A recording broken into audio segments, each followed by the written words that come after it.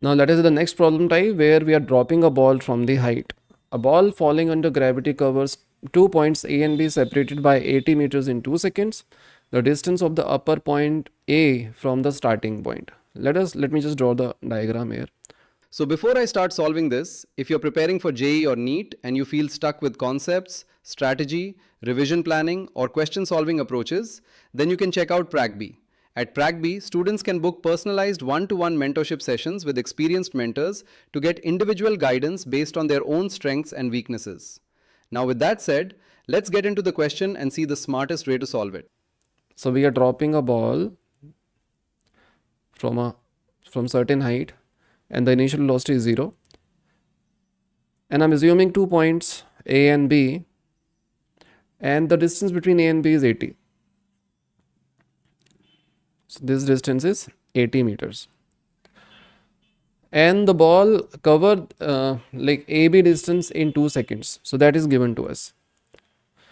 And we know that we are dropping it from rest. So what I'm going to do, let me call the initial position as O. Now let us apply equations of motion between OA and OB. Why I'm taking O? Why I'm taking the initial instant? Because the initial velocity is 0. It makes our calculation easier. So let us say the ball take t time to reach A and it will take t plus 2 seconds to reach B, because it is clearly given that in 2 seconds it has a displacement of 80 meters from A to B. Now if I apply equation of motion from O to A, it will be S is equals to ut plus half at square, or I can write S as O times A, OA, and U is 0, half G, and it will be T square. If I apply the same equation of motion from O to B, it will be OB plus equals to 0 plus half G T plus 2 square, right? And the difference of OB and OA is given as 2 meters. So if I take the difference of these two, we'll get 2 meters, half G T plus 2 square minus T square. Now this equation will give us the value of T. Once we know the value of T, we can find the distance of A from O. That's what we have to calculate. So it will be 4 by 10. And this can be written as T square plus 4T plus 4 minus T square. So T square will get cancelled out. So it will be T plus 1 times 4 is equals to 4 by 10. So 4 we can eliminate. And from this, T comes out to be, so this will be 2, sorry, the distance between them is 80, not, okay, let me rewrite this. It is 80.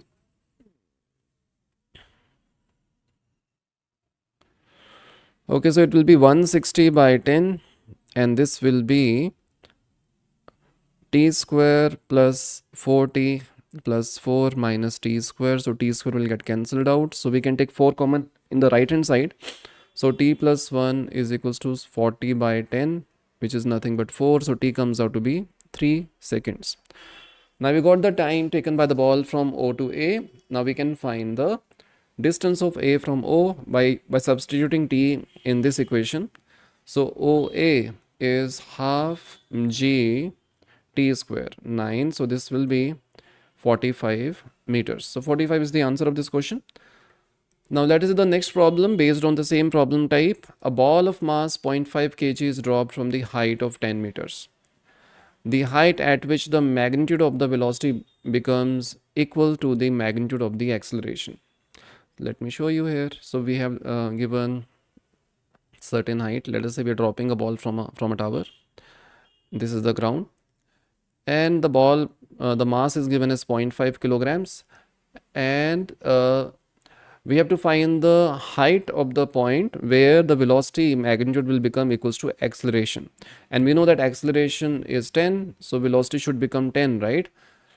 So let us say at a depth h, the velocity becomes 10. At this point, the velocity is 10 meters per second. So if I apply, and we have to find the value of, this is 10, right? So height of the tower is 10. and we have to find 10 minus h, right? We have to find the height where the velocity becomes equals to acceleration in terms of magnitude. So let us first find h. So we can say, we can apply second equation of motion as, okay, right? So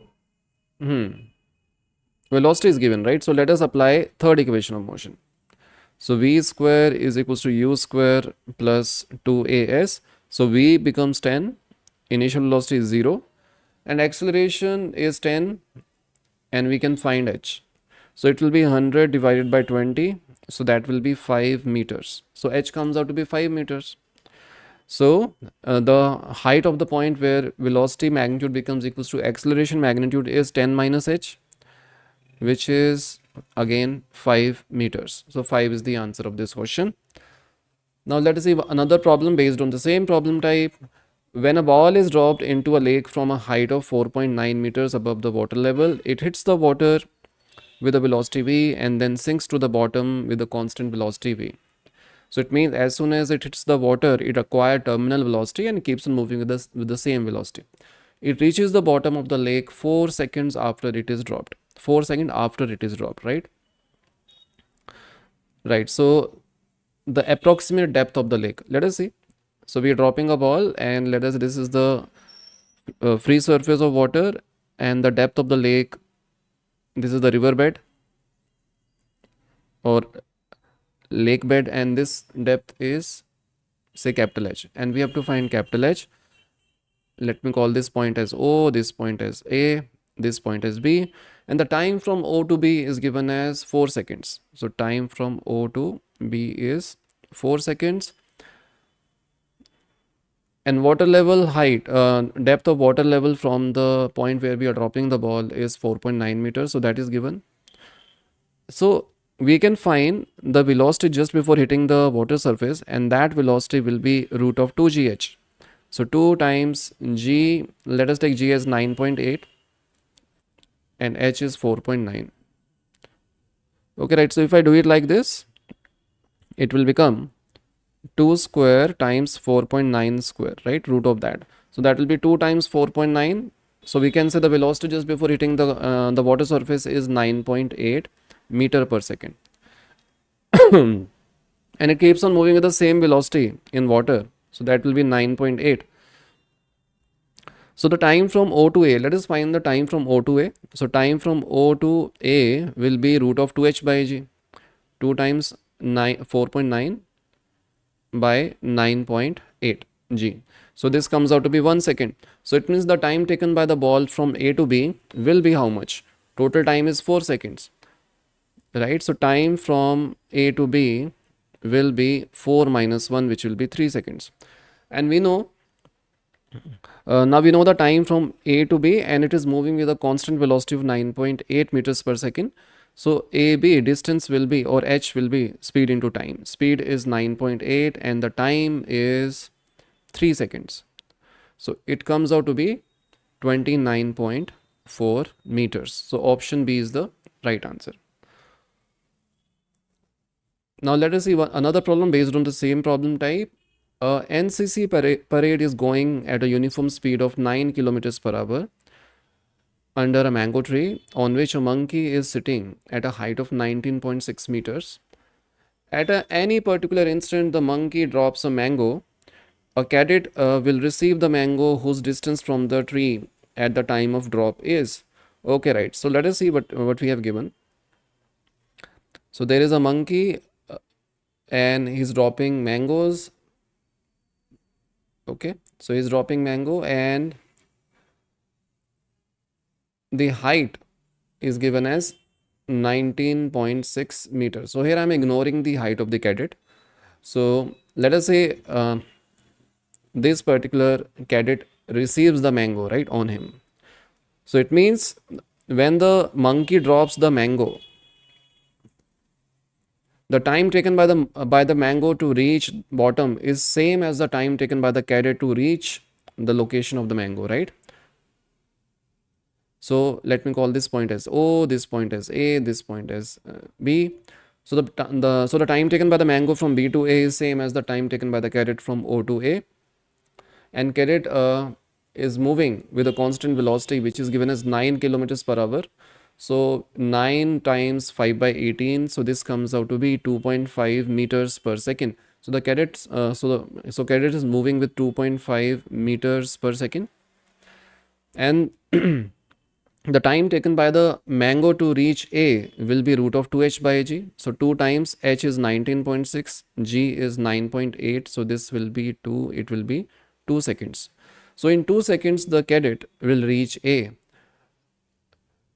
So, and we have to find OA, right? So distance is speed into time, and speed is 2.5, time is 2, so that will be 5 meters. So option A is the right answer. Right, so let us see another problem based on the same problem type. A ball is released from the height h. If t1 and t2 be the time required to complete first half and the second half of the distance respectively, right, then choose the correct relation between t1 and t2. So here we have dropped a ball with initial velocity 0, and this height is h, and let me take the midpoint of this height h as A, and the point just before hitting the ground is B, and this, let me take the initial position as O, and we have to find the ratio, or we have to find the relation between time from O to A and time from A to B, and time from O to A is t1 and time from A to B is t2. So what we're going to do, we'll apply equation of motion from O to A, and then we'll apply equation of motion from O to B, and we'll try to find the relation between the time.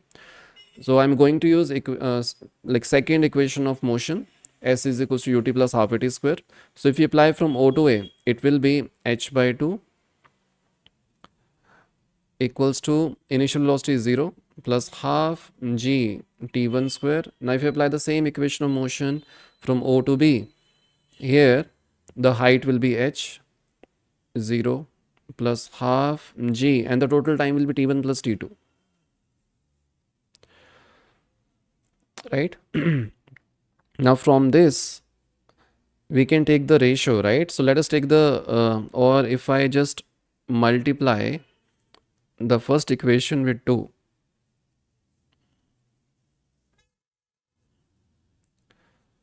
we can equate these two equations. So we can say g t1 square is equals to g by 2 t1 plus t2 square.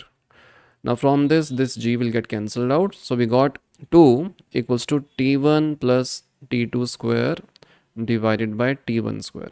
Now from this we can also write this as 1 plus t2 by t1 square, and let us take the square root on both sides. So this will become root 2 minus 1 is equals to t2 by t1, right? So t2 will be root 2 minus 1 times t1. So t2 is root 2 minus 1 times t1. So option D is the right answer. Right, so now let us see another problem based on the same problem type. So water droplets are coming from an open tap or at a particular rate, and the spacing between a droplet observed at 4th second after its fall to the next droplet is 34.3 meters. At what rate the droplets are coming from the tap? So let us say they are coming after x seconds, right? Let us say after x second is the time interval between the drops, and we have given after 4 seconds. Let's say this is the droplet which is coming out from the tap, and this is the location of the tap, right? And so this will be t equals to 4 seconds, and the next drop is this one, right? And so this is 4 after 4 seconds, so this will be 4 minus 4 minus x, right? 4 minus x seconds. So what we can do, and what we have given that the distance between these two drop is 34.3, right? So, and the initial velocity was 0. Let me call this point as O, this point as A, this point as B. Now I'm going to apply equation of motion from O to A and then from O to B.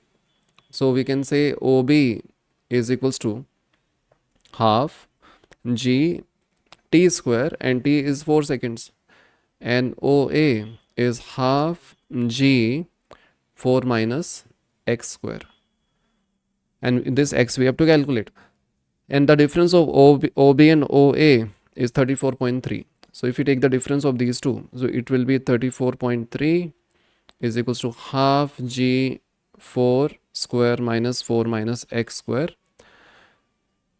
and so this will be 34.3 divided by 9.8 times 2. So it will be 16 minus, okay, let me apply a square minus b square formula. So this will become 4 plus 4 minus x times 4 minus 4 plus x. So this will be 8 minus x times x, so which is 8x minus x square, and this will be how much? So we have 9.8.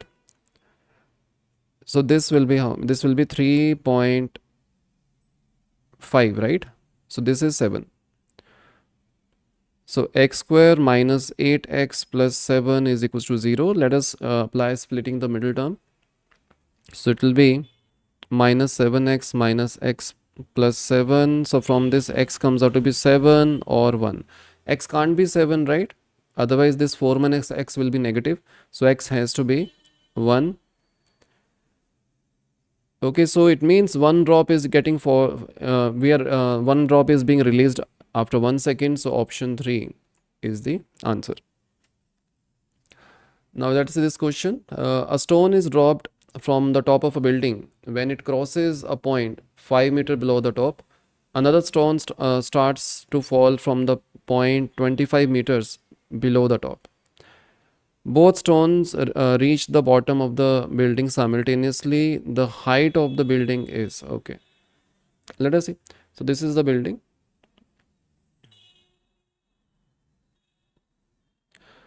and we are releasing, let us, this is the first stone, and when it passes this particular point B, let me call this point as C, right? 5 meters below the topmost point. So this is 5 meter.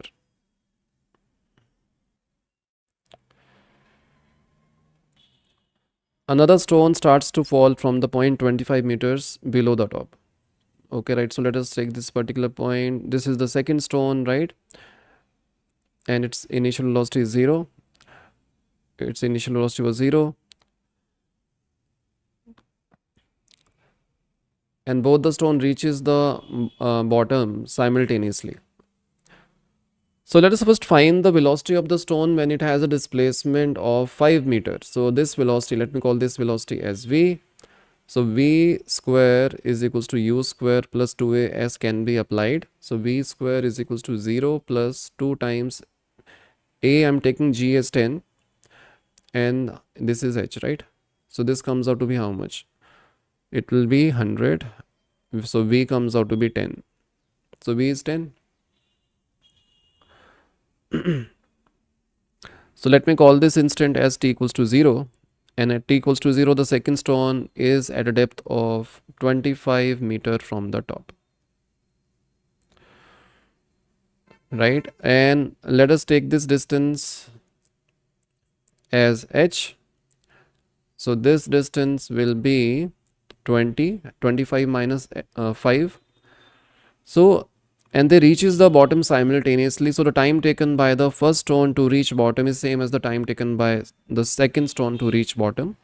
So again we're going to apply S is equals to ut plus half at square formula. So for first stone, the displacement is 20 plus h is equals to half ut. U is 10 and t plus half g t square. Now if you apply the same equation for the second stone, it will be h is equals to initial velocity is 0, so half a t square. Now what we're going to do, we can we can just subtract these two equations. So we will get 20 is equals to 10t. So t comes out to be 2 seconds. So we got t, and we have to find the height h, height of the building. So let us first find h. So h is half into 10 times 2 square, so that will be 20 meters. So b is released at a height of 20 meter from the ground. So 20 plus 25, so 45 is the answer, right? 20 plus 25.